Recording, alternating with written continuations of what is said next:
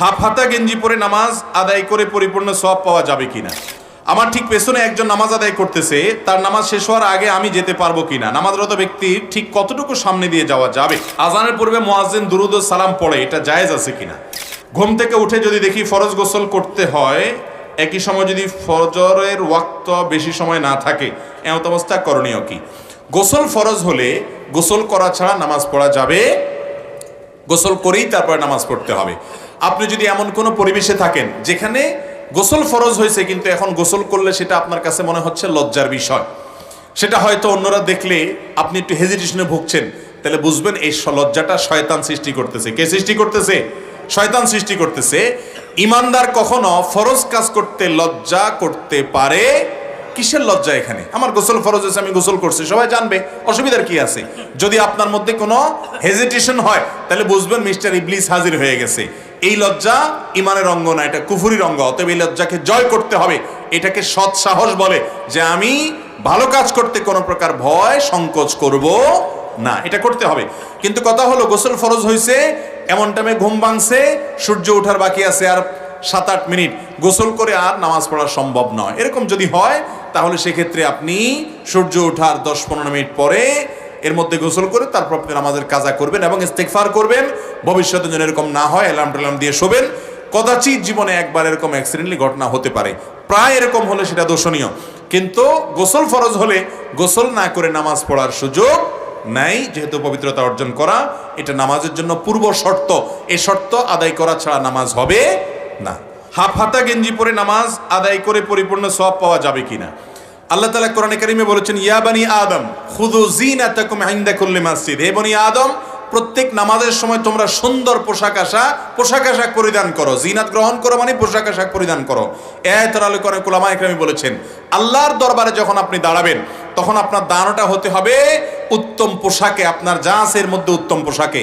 আপনি একেবারে নর্মাল যে পোশাক পরে কোনো অফিস আদালতে যান না, মিটিংয়ে যান না, ভালো কোনো মানুষের কাছে যান না, সেই পোশাক পরে যদি আপনি নামাজে দাঁড়ায় যান, কেমন যেন আপনি আল্লাহর দরবারটাকে তুচ্ছ করলেন, হেয় করলেন, আপনি আল্লাহর দরবারটাকে কোনো মর্যাদা দিলেন না। এই জন্য আল্লাহর সামনে দাঁড়াতে গিয়ে এরকম কোনো পোশাক পরা উচিত নয় যেটা পরে আপনি অন্য কোথাও যান না। এখন সাধারণত হাফ হাতা গেঞ্জি বা আপনার টেডি মার্কা অনেক গেঞ্জি টেঞ্জি আছে, এগুলো পরে আমরা গুরুত্বপূর্ণ কোনো জায়গায় যাই না, সেজন্য এগুলো পরে সালাত আদায় করা মাকরুহ।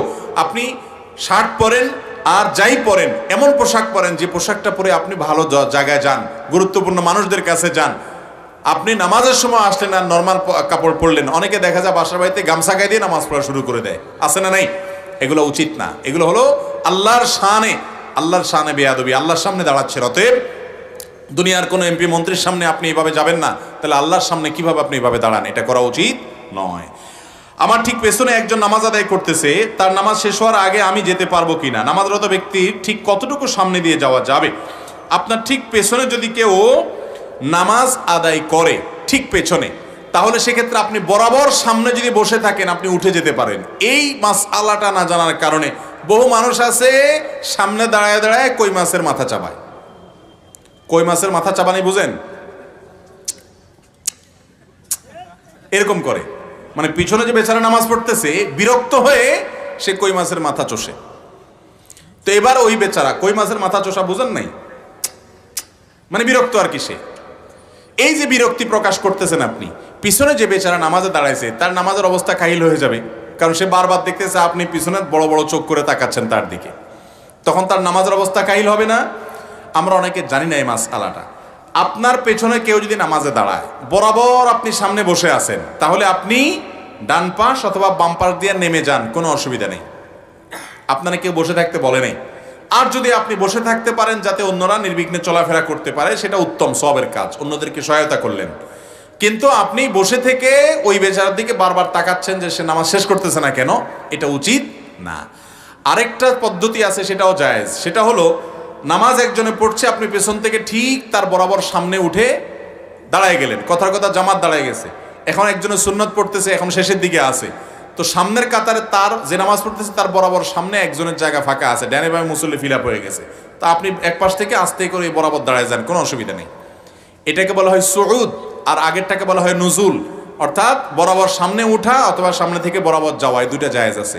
যেটা নিষেধ হাদিসে সেটা হলো মুরুর। মুরুর কোনটা? ক্রস, এক পাশ থেকে আরেক পাশে যাওয়া। নামাজ পড়তেছে একজন, আপনি এই পাশ থেকে এই পাশে অথবা এই পাশ থেকে এই পাশে গেলেন, এটা হলো নাজায়েজ।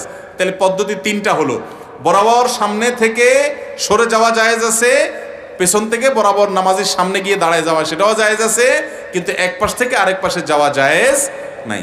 এক পাশ থেকে আরেক পাশে যদি কেউ যায়, হাদিসে রাসূল আকরাম সাল্লাল্লাহু আলাইহি ওয়াসাল্লাম নির্দেশ করছেন সে যেন ওই ব্যক্তির সাথে লড়াইয়ে লিপ্ত হয়, তারে রীতিমতো থামায় দেয়।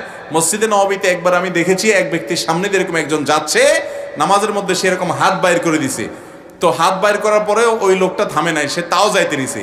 এরপরে নামাজের মধ্যে দেখলাম আমি তাকে যে এক হাত দিয়ে তার জামার কলার এরকম করে একটা মোচড় দিল আর কি, লোকটারে ফালাই দিয়ে আবার সে নামাজ পড়লো আর কি, ওই বেচারা পরে অন্যদিক ঘুরে গেছে। তো এরকম কিছু বেড়া মানুষ আমাদের সমাজে আছে না নাই, যে তারপরেও যাওয়ার চেষ্টা করে, আছে না নাই? এটা করা উচিত না। এরপরে প্রশ্ন হলো, আজানের পূর্বে মুয়াজ্জিন দুরুদ ও সালাম পড়ে, এটা জায়েজ আছে কিনা? আমাদের দেশে অনেক এলাকাতে, বিশেষ করে চট্টগ্রামের দিকে একটু বেশি, চাঁদপুর এলাকাতে আছে, আরো বিভিন্ন এলাকাতে আছে, যে আজানের আগে মুয়াজ্জিন সাহেবরা বিভিন্ন দুরুদ পড়ে, আসসালাতু আসসালামু আলাইকা ইয়া রাসূলুল্লাহ, এরকম পড়ে। শুনছেন আপনারা?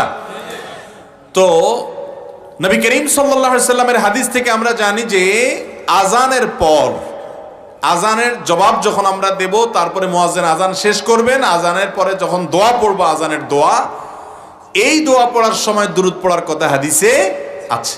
অতএব দুরুদ হলো আজানের পরে, কিন্তু আমরা সেটাকে নিয়ে গেছি কোথায়? আজানের আগে। নবী করিম সাল্লাল্লাহু আলাইহি সাল্লাম যেখানে যে আমলটা করতে বলেছেন, ওইখানে ওই আমল করার ভেতরেই কল্যাণ আছে।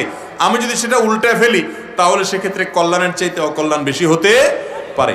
আজানের আগে কোনো প্রকার দুরুদ, দোয়া, জিকির বা কোনো গত কোনো কিছুই হাদিসে বর্ণিত হয় নাই। কিতাবুল আজান বা আজান অধ্যায় মুসলিমে বিস্তারিত আসছে, বুখারীতে আসছে, বাংলা অনুবাদ হয়ে গেছে সবকিছু। আপনি পড়েন, আপনি দেখেন রাসূল আকরাম সাল্লাল্লাহু আলাইহি সাল্লামের যুগে আজান যে সমস্ত সাহাবীরা দিতেন, আবু মাহজুরা রাদিয়াল্লাহু তাআলা আনহু, বেলাল রাদিয়াল্লাহু তাআলা আনহু, আরো যে সমস্ত সাহাবীদের আজানের বিষয়ে বর্ণনা আছে, তারা কেউ আজানের আগে কোনো প্রকার দুরুদ বা কোনো কিছু করেন নাই। আপনি যদি সেখানে নতুন একটা সিস্টেম বানিয়ে নেন, সেটা বেদাতে পর্যবসিত হতে পারে। মন গড়া কোনো পদ্ধতি, কোনো আমল শরীয়তে যেখানে ফরম্যাট আছে, সেখানে নিজে আরেকটা ফরম্যাট তৈরি করে নিলেন বা এটাকে উল্টায় নিলেন, এটা সুস্পষ্ট বিদআত হবে। আল্লাহ তাআলা আমাদেরকে বুঝার এবং এই ধরনের মন গড়া আমল থেকে বেঁচে থাকার তৌফিক দান করুন।